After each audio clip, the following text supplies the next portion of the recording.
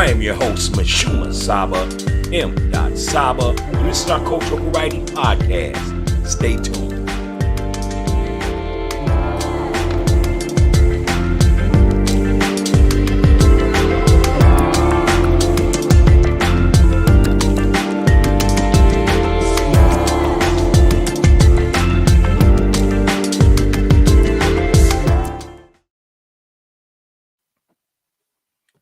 Welcome, and welcome to the Coffee Talk Podcast, the Cultural Variety Podcast Show. And this is your Wednesday night sports edition with your host, MISHUMA SABA, M.SABA. And this is the Cultural Variety Podcast Show. How y'all doing today? You like how I put that on there, huh? Like, you know what I'm saying? How's everyone doing today? Nice applause, everyone. Thank you. Hey, listen, welcome to the show, Coffee Talk Podcast. Yes, again, I am your host, MISHUMA SABA. And yes, tonight is our Wednesday night sports edition. We're going to go ahead and give our flowers tonight to a fallen soldier, one of our own here in the Twin Cities. So we definitely will be discussing that in a moment. And then we also want to take you back. Where? Way back. To Dallas Reunion Arena, 1986, David versus Goliath, small versus giant dunk contest. You know, so we definitely going to do that. But I'm going to tell you what, before we start the show, if this is your first time tuning into the show, Coffee Talk Podcast, we are a cultural variety podcast show that appears 3 days a week. We like to appear on a Sunday, Monday alternative night, then Wednesday, and then a Friday, Saturday night as well, alternative. So on Mondays, we give you what we call cultural studies. We like to give our props to our authors, our doctors, our scientists, our scholars, and we just, our people. We just like to go ahead and give them our, tip our hats off to them, give them their roses. You know what I'm saying? And then on Wednesday, it's our sports night edition. Again, this is not your typical sports show, so we don't really care about who won a game or what the statistics was. We actually like to give you the different intricacies of the sports athletes and their dealings in the sports world. And then also on Friday and Saturdays, that's our let your hair down day weekend, where we just get together grown folk style. We like to crack jokes, have fun, play 10-question Q&A, and have special guests. But we like to do it coffee talk style, where we give you that ultimate flavor and entertainment. All right, so today's flavor is French vanilla.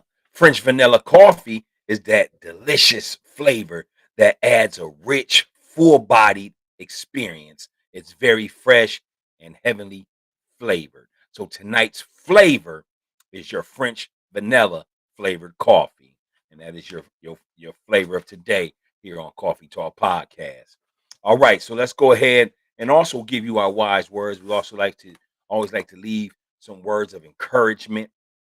And so tonight's wise words is this: there's too many excuses and not enough time. Again, there's too many excuses and not enough time. Those are the wise words here at Coffee Talk Podcast.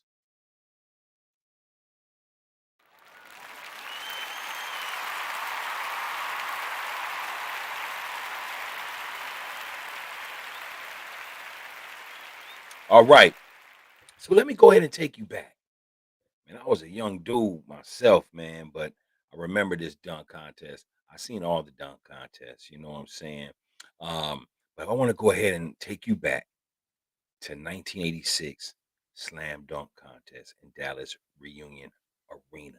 And it's crazy every time I hear myself say Dallas Reunion Arena, because I remember those strong Dallas Mavericks basketball team. One of the stars, other than Jason Kidd, that comes to mind was Roy Tarpley. So if you don't know who Roy Tarpley is, definitely look him up.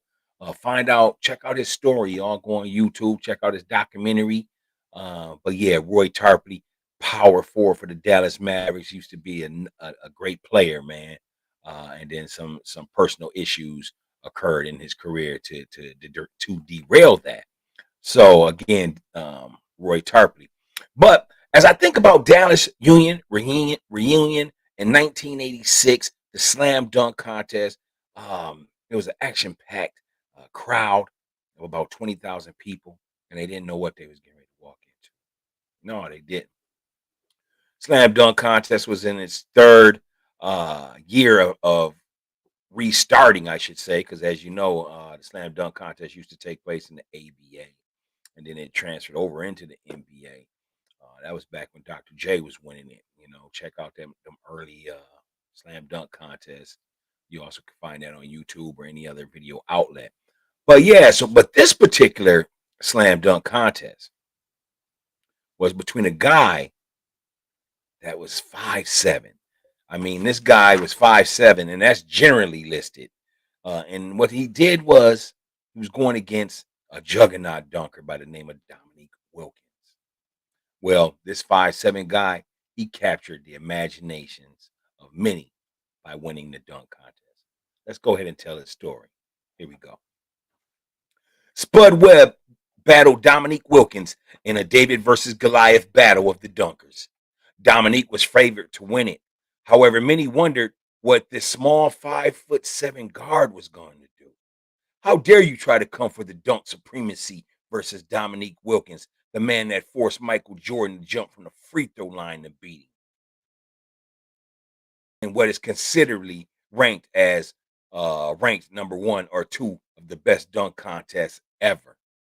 However, many say that Zach LaVine versus Aaron Gordon of the Orlando Magic at the time and now Denver Nuggets, their dunk contest in 2016 was perhaps the greatest dunk contest of all time. And I tend to agree with that.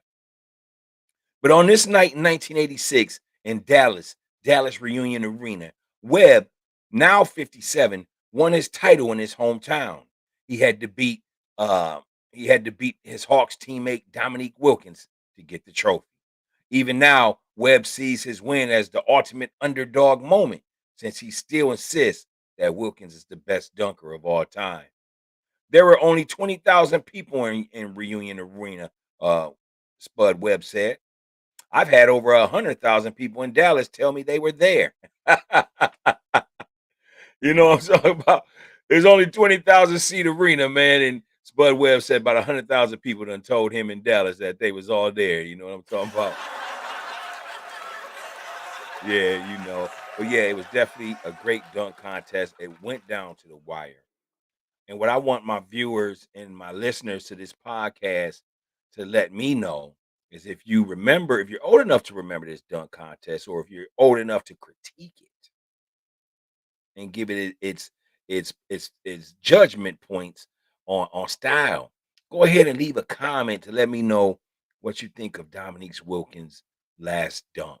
The last dunk with Spud Webb in this championship was amazing. Double clutched it, poured it down by his calves and brought it all the way back up, and he only scored a 48. However, it wasn't really too controversial. Spud Webb really got down that night. He was bouncing the basketball off of the backboard. He was coming backwards with it. He was really doing his thing. And nobody in the arena, I mean, nobody in the arena thought a 5'7" guard could get off the floor like that. Well, amazingly so, Spud Webb went on to capture the 1986 Slam Dunk Championship, his victory over his teammate and godly dunker of the NBA, Dominique Wilkins. Go ahead and leave a comment. Let me know what y'all's thoughts are. You actually can go on any video outlet and check out the highlights of that dunk contest. What do y'all remember about the dunk contest? What do you remember about Atlanta Hawks red and white jerseys with the number 21 and the number 4 that all the brothers used to rock back in the days, back in the jersey era? You might want to go ask your mom and pops about that. But other than that, how was y'all's day to day? How was y'all's work? And whatever that may be, whether you work for somebody or whether you have run your own businesses and corporations, how was your day to day? It turned out to be a beautiful day. We're still itching towards trying to have a warm spring here. You know what I'm saying? Right now, it's been a tussle between clouds and sunshine, and we haven't really blasted off into those 80s like we like to do here in the Twin Cities. It's been 70, man, even been 75, but it's been this little chip of wind in the air, man, and it takes away from appreciating those sunny days, if you know what I'm talking about. Did anybody thinks Dominique Wilkins won that dunk contest? What's your thoughts on it? Let me know. Spud Webb's final dunk was a 50. He beat Dominique by 2 points. It wasn't controversial at all, but I tell you what, that final dunk that Dominique did to get a 48 should have been a 50. But it wasn't too controversial because Dominique admitted that Spud Webb was the better dunker that night. But then again, Spud Webb also said he appreciates Dominique Wilkins because he believes that Dominique Wilkins is the greatest dunker of all time. Where do y'all have Dominique ranked at?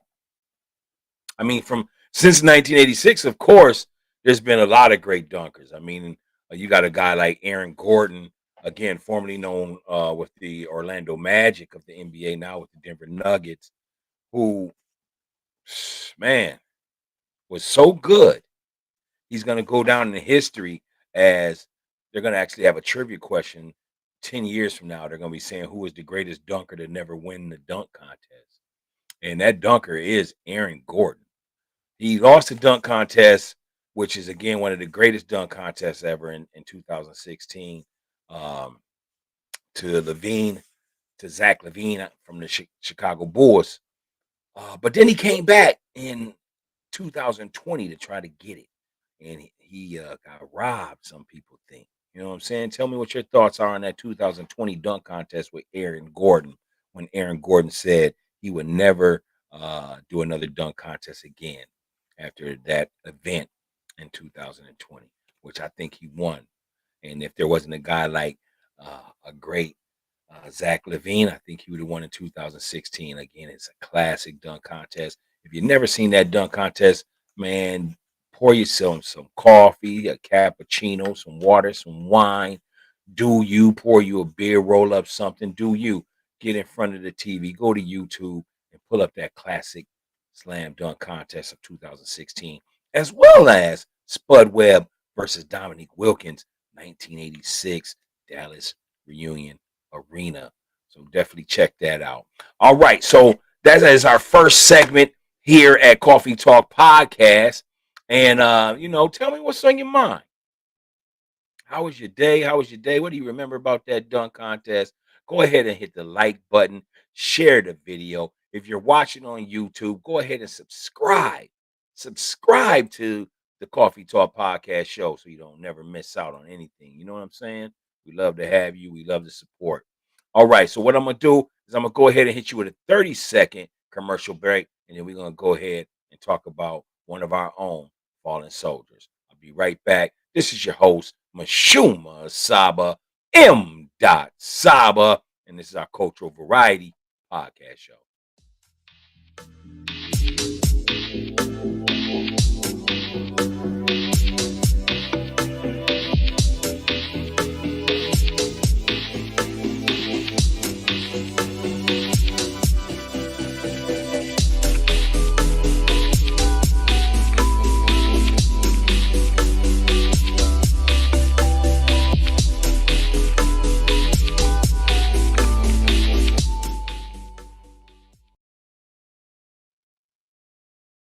All right. Welcome to the Coffee Talk Podcast. This is the Cultural Variety Podcast show, and I am your host, MISHUMA SABA, M. SABA, and this is our Cultural Variety Podcast. All right. So really, I want to go ahead and take a moment of silence.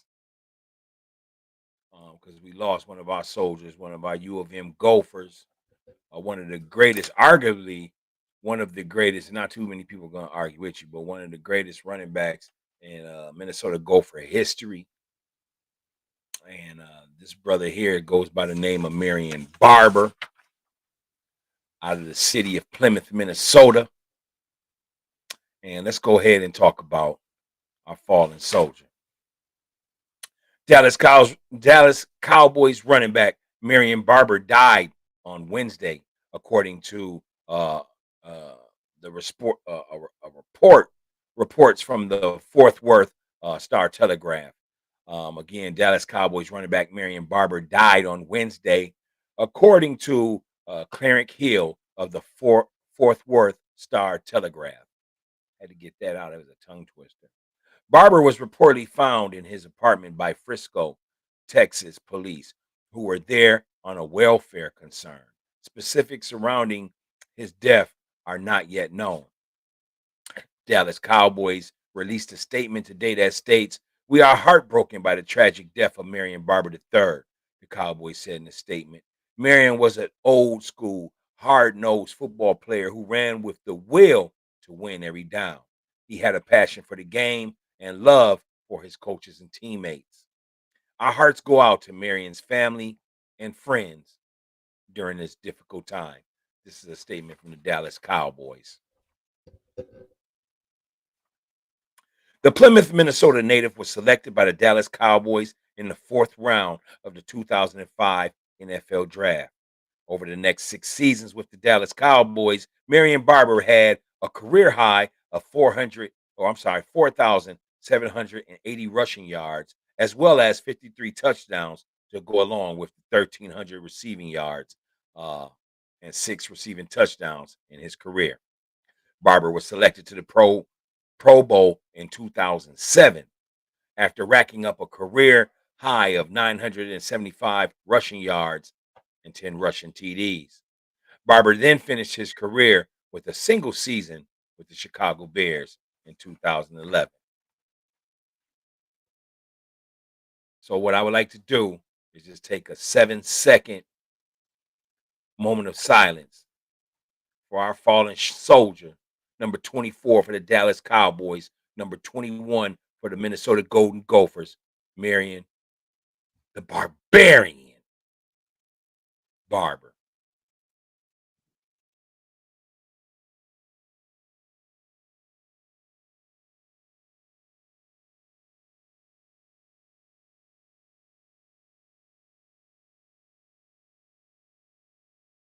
All right, thank you for that 7-second moment of silence.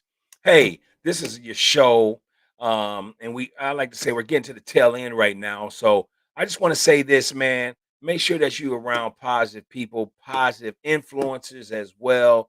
Continue to be strong leaders in y'all's communities. Continue to send positive energy to everyone that you encounter. How about that? You know what I'm saying?